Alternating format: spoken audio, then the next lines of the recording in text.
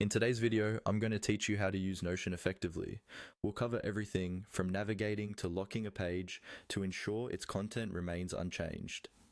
So, grab a cup of coffee and let's dive right into it. First, let's get started by opening Notion. If you haven't done so already, open your web browser and head over to Notion's website, or open the Notion desktop app if you have it installed. Sign into your account if needed. Once you're in, you'll be greeted by your dashboard.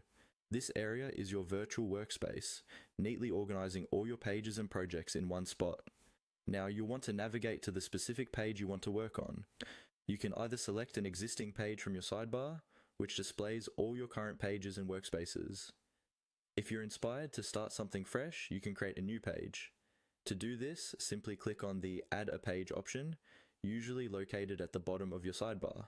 This action will open a blank canvas for you to begin crafting your project. With your chosen page open, the next step involves utilizing the settings to ensure your page is secured from unexpected modifications. Now, if you cast your eyes to the top right corner of your screen, you'll notice an icon made up of 3 horizontal dots. This icon represents the page menu, providing you with various options to customize and manage your content. Go ahead and click on these 3 dots, and a drop-down menu will appear, unveiling numerous functionalities. Within this menu, you're looking for the option labeled Lock Page. This feature is crucial if you wish to keep your page's content intact.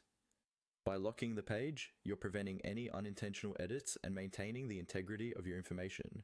Once you spot the Lock Page button, give it a click. You'll know the page is successfully locked when the icon changes to indicate its locked status. Now that your page is locked, you can rest easy knowing that your information is safe from accidental changes. The content is preserved just as you intended, ensuring that your notes, ideas, or plans remain exactly as they are. Remember, if you ever need to make adjustments, you can always unlock the page by simply reversing the process we just walked through. With those steps completed, you've mastered not only how to navigate between various Notion pages, but also how to place a digital lock on them for enhanced peace of mind. As you continue using Notion, these features will surely come in handy, especially when managing multiple projects. Thanks for tuning in, and I hope you found this walkthrough helpful. Make sure to subscribe for more tips on maximizing your productivity with Notion. Until next time, happy Notioning!